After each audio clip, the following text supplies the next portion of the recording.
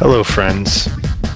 It's episode 37 of E2KGn30 for Thursday, April 5th, 2018. We got the Masters starting, but I'm sure anybody listening to this podcast is pretty much doesn't care about that. We care about video games, video game news, and if you're hungry for some video game news, hopefully we can satiate your appetite.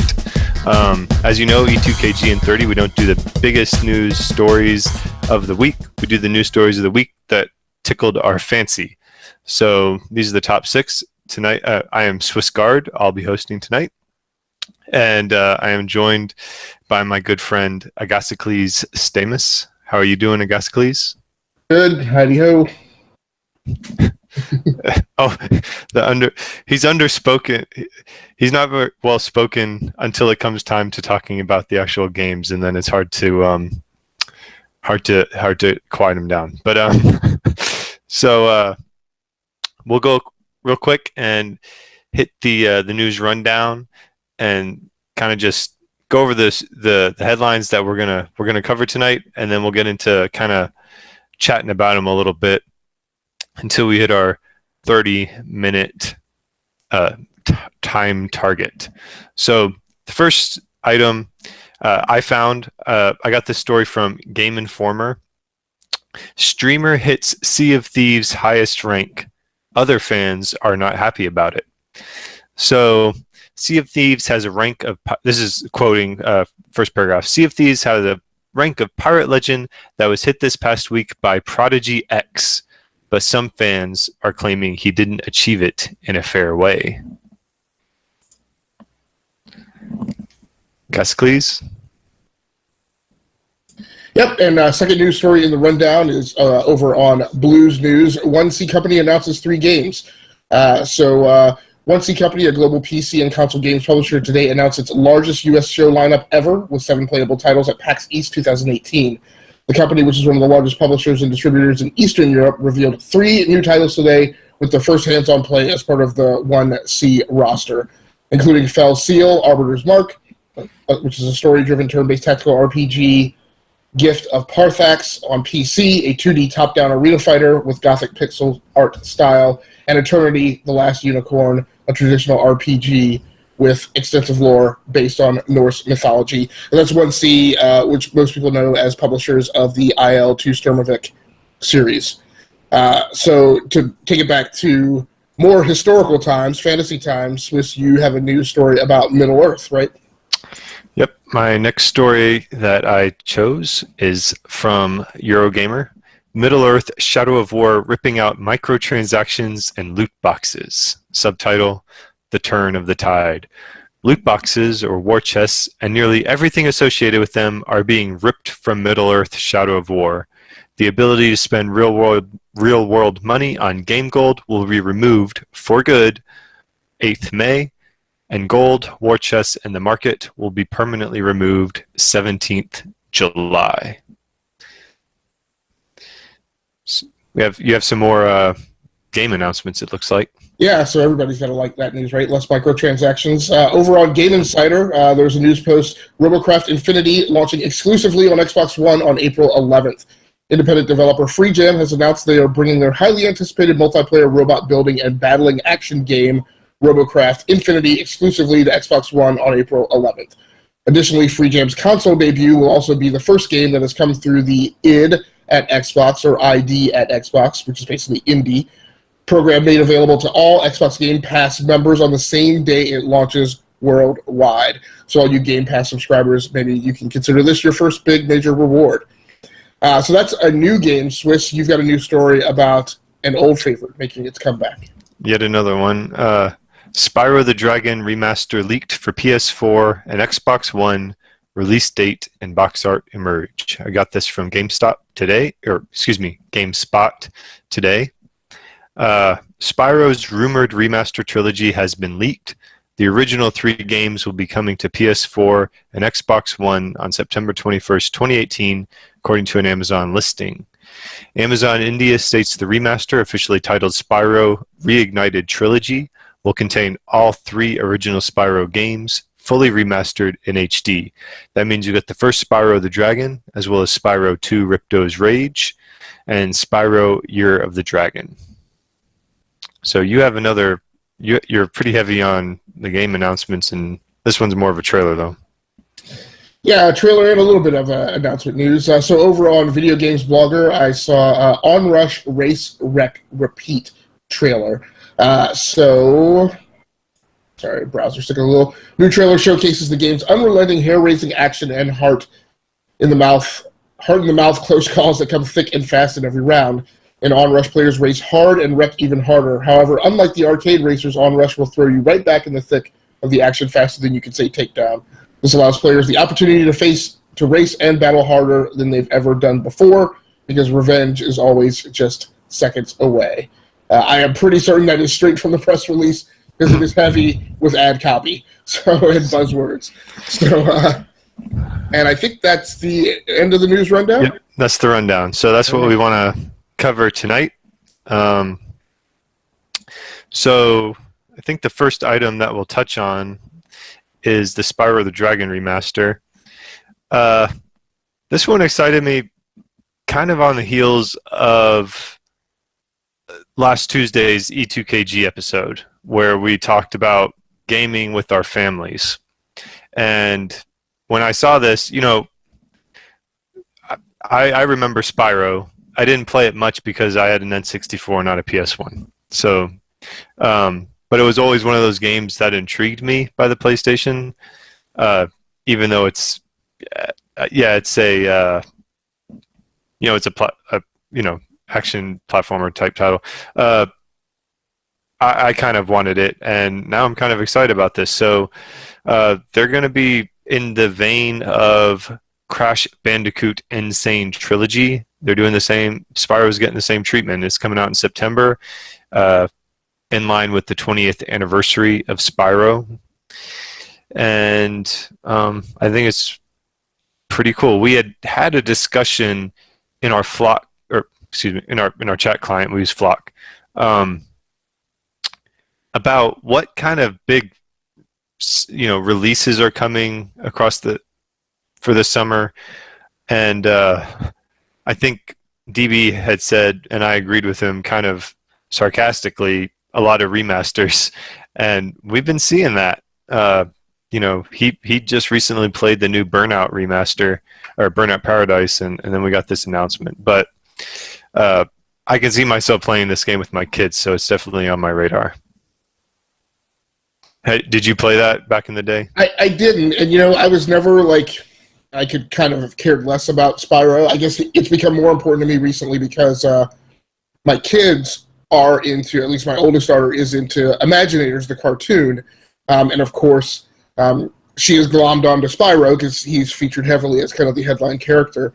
So I probably won't play this, even though technically this should harken back to kind of my Sega roots, but this is probably one I'll definitely pass on the remaster. I'll be interested to see if Imaginators and Toys from Bob or whatever kind of makes a comeback after everybody has kind of stepped away from the toy-oriented game market, except for Nintendo continuing to make their amiibos. And I suspect Nintendo making amiibos is what sent a lot of those other toy maker-oriented titles kind of scurrying for the hills. I guess maybe I always thought the Lego title sold well, but for some reason there seemed to be this scorched earth policy this year with publishers and any of their properties that were dependent upon toys. I never got into the idea of having to buy physical action figures to unlock content in the game. Now, I am a Nintendo nerd and I do have a lot of amiibo, but I look at them more as I don't look at them as video game accessories. I just like having the little collectibles. And I'm sure plenty of people do that with the Imaginators and the Lego Dimensions and Disney Infinity and all that. But for me, it's only been, I have an affinity for Nintendo, so that's where that went. But yep, September 21st, we don't have that long to wait. So that makes it launching not that long after what was the game we were recently talking about in Flock? That we got a release date for the Spider-Man. Yeah, the one that we didn't cover. Yeah.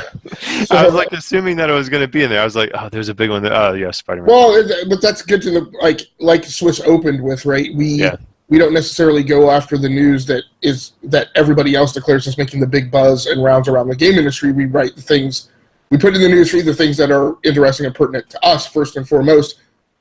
No one on our team is super excited about Spider-Man, I think. I think DBQ mentioned, or Dave Pesci mentioned that. Yeah, I was about to say Dave is, but he's very much he for those of you that that name may be kind of new, is he's not really on the game side. He does a lot of the entertainment stuff with the Gascleys.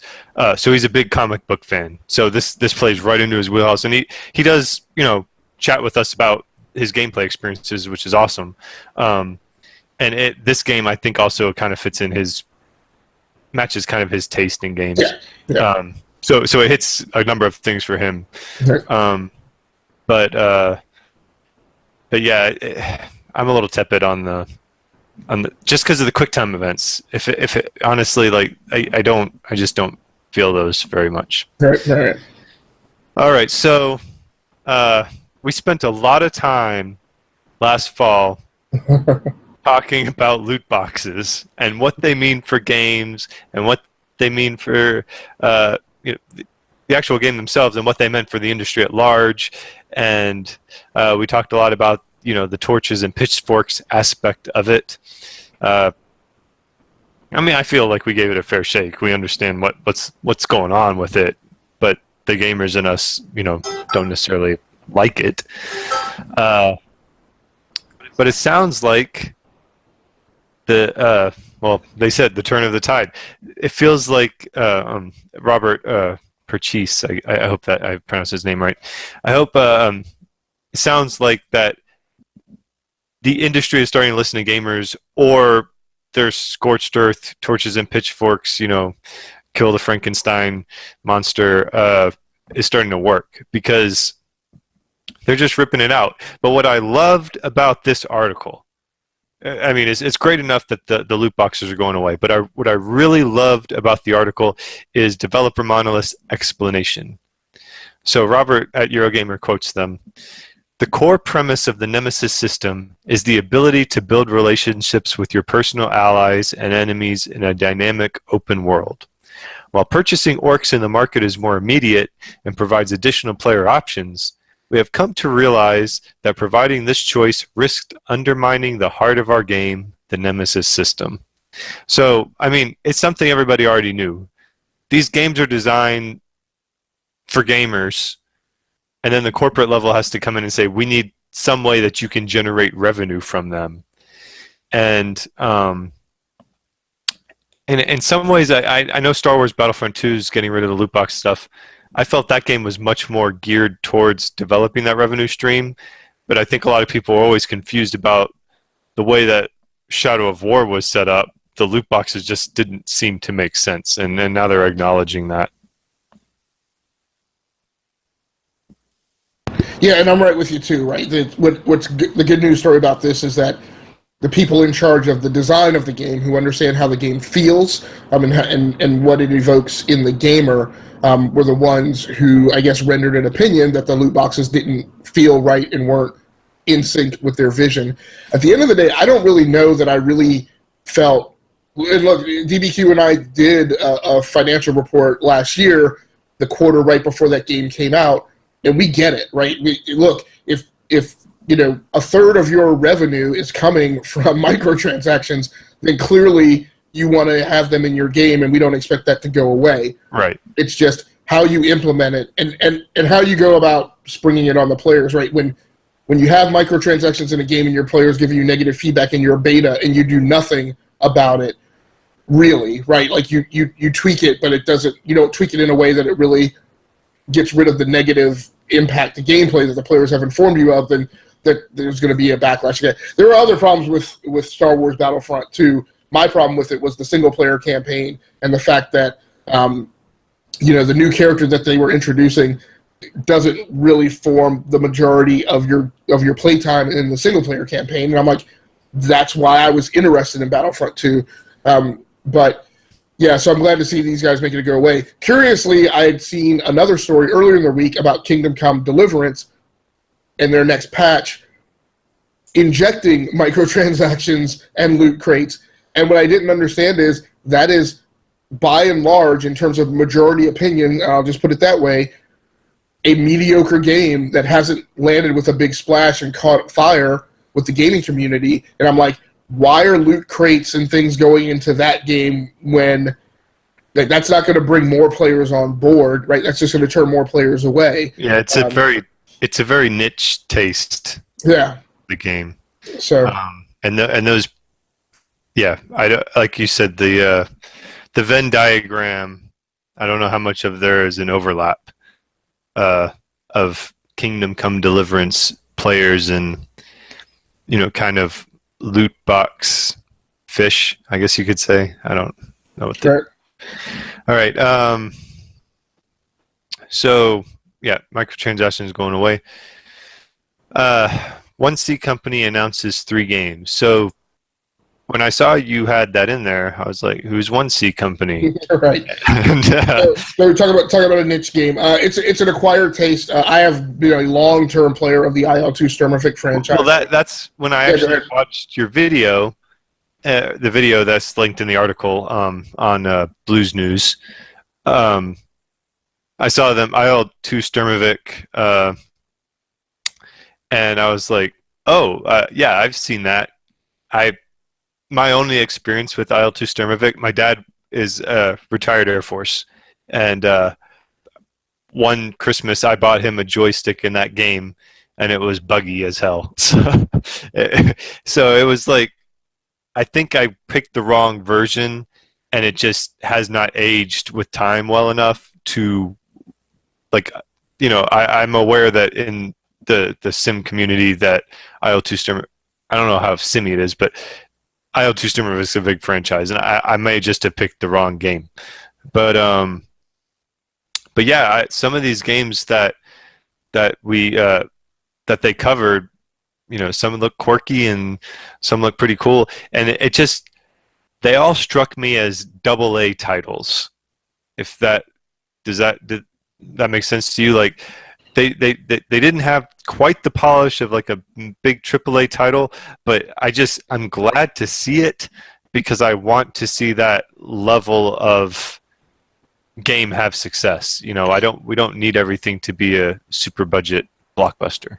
Yeah, they definitely feel like a second tier publisher, right? Like a Stardock or Telltale. Kind of feel to them, but they all looked very interesting from a gameplay perspective. I love seeing some different takes. I love seeing like the ultra realistic kind of graphics that we're accustomed to seeing in like a Total War series or a Warhammer series, which one of their games has. But by the same token, a lot of them have very cartoony styles, but not super cartoony, not Ocarina of Time cartoony, right? So I thought they all looked really interesting, and I'm very excited to see a second-tier publisher that's coming with a lot of content, and also kind of felt a little Bethesda-like, dropping these games. I'm very excited to see this publisher, who has put a lot of games out in Europe, bring a lot of those games here and give us, particularly because, from my opinion, I feel like this year is very thin in terms of game releases that I find particularly interesting in comparison to 2017. And in addition to those RPGs that they're bringing, there is also, it looked like an IL-2 Sturmovik Cliffs of Dover remaster or remake, or maybe they're adding 4K elements or something, but there's some other IL-2 Sturmovik release coming as well, and I thought I was pretty excited by that. Cool. Yeah, definitely check those out. One of the things I like about E2KGn30, when I get to go on with you, Agasicles, is you seem to pick stories heavily on game announcements, but they're all like under the radar games. So you actually bring to my attention a lot of stuff that I probably would just kind of not absorb. And this was a good example of that. And the next story is another good example of that. Yeah, so we talked in the rundown about this RoboCraft Infinity game. I thought it was interesting for a couple of reasons. I'm a big mech guy. Is another part of my fan of simulations DNA. I keep my eye on every mech game that comes out. This one it caught my eye initially because I thought I know that they're doing something with Robotech this year, and I thought this was a Robotech story. I actually don't know what RoboCraft is. It also looks very Robotech-like. But the other reason it was exciting was because nearly everybody has been ballyhooing the lamented state of the Xbox One and its lack of exclusives and first-party titles.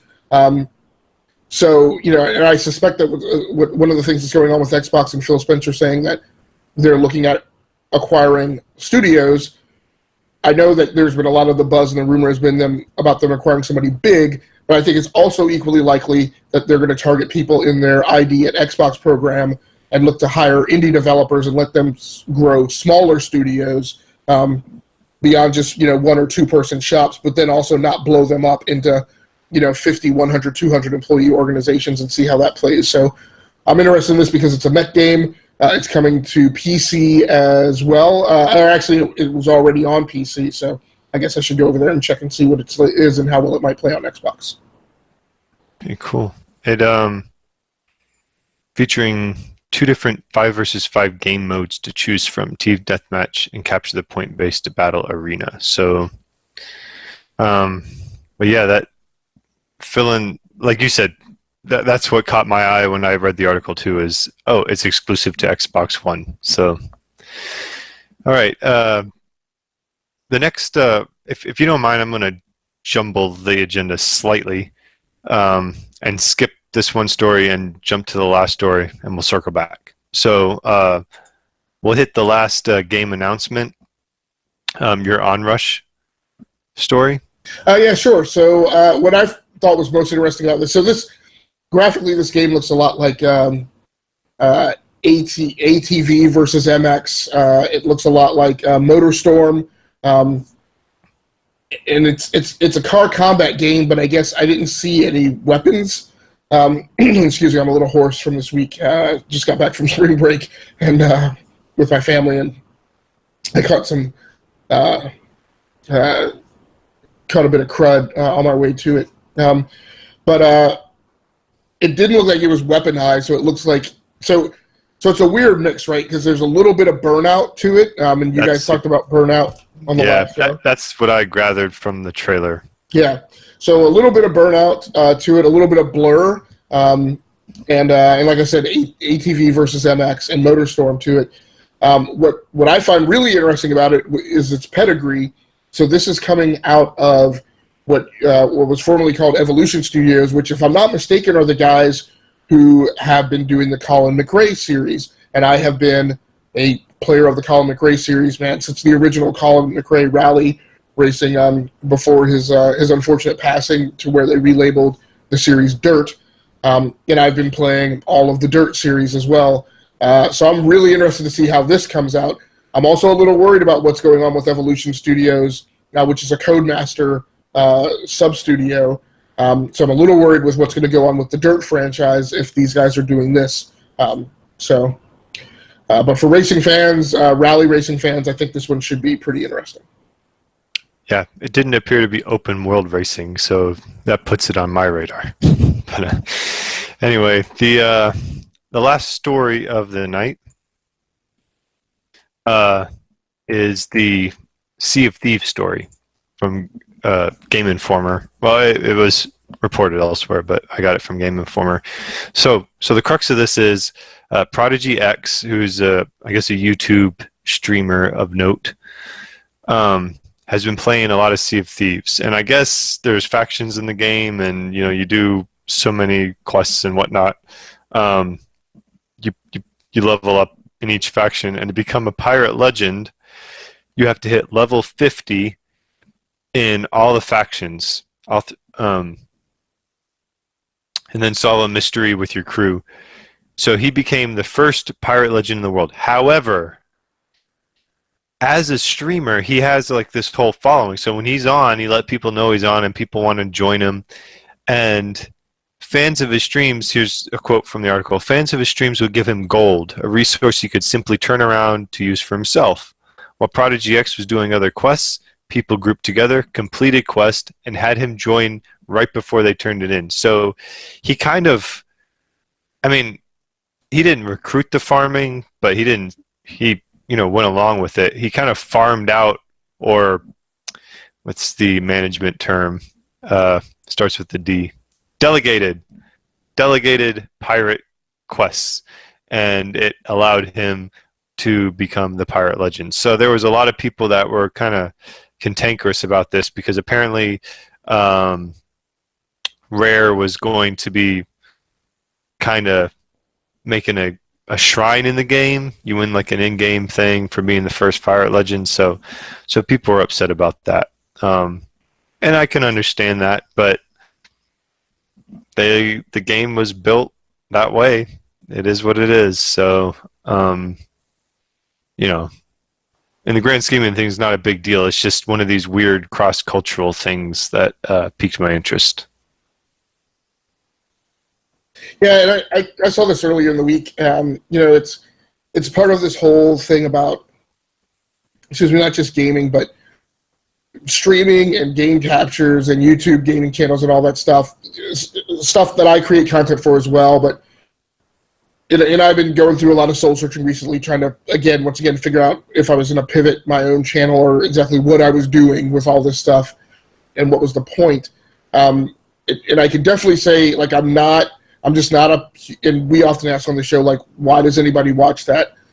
I mentioned that I felt like people watch it as deeper research and, like, do I want to buy this game or that game? What I can say I'm definitely not into in terms of, I guess, my peers who are creating the same content.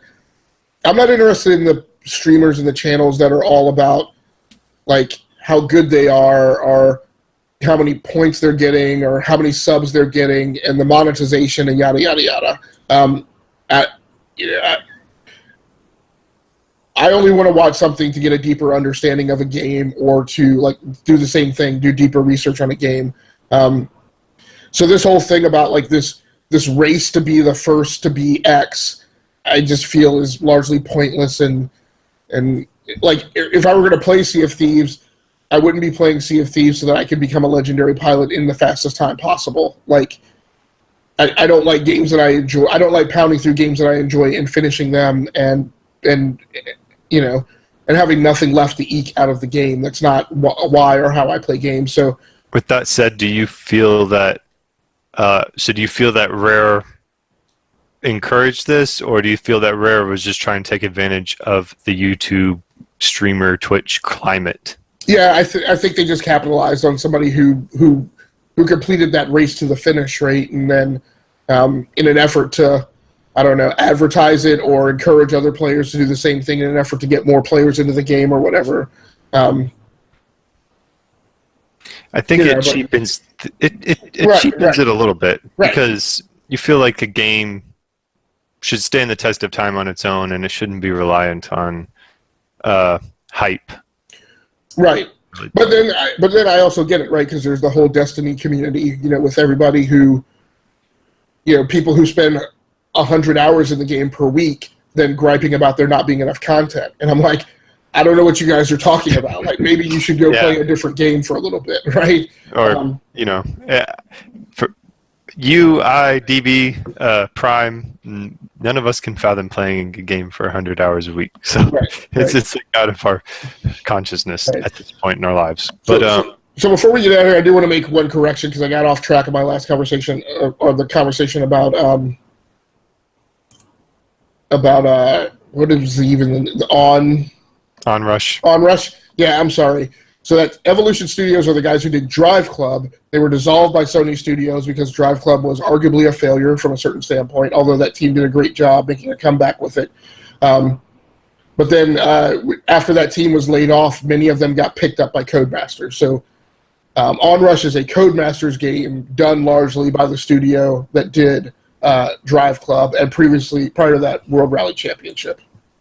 So Dirt Rally is also done by Codemasters. I'm assuming that's a different studio, so that or the Dirt franchise. So I'm assuming that franchise is fine and on track, and we should expect to see Dirt 5 sometime here shortly in the next year or so. Okay. Thank you for that. That puts us at our 30-minute time limit. And so I think we'll go ahead and sign off. Be sure to... Do you have any plugs for you and Dave? You just did one on Saturday, I think. Yeah, so we just did a penultimate episode tracking the Jessica Jones Season 2 series. So actually, we will be recording this coming Monday night, which will be the last episode covering the final 4 episodes of Jessica Jones Season 2. And then I don't know what our next thing is. So watch us next week, and then keep your ears out for what the entertainment crew does next. All right. On the gaming side, Tuesday we have our GX show, Gamer Experience show. We'll be talking about what we're playing, and I will be reporting in on what I felt about Celeste. And I think DB's already said that he's really going to try to jump back into it because he had played it previously, so we can have a good conversation about that.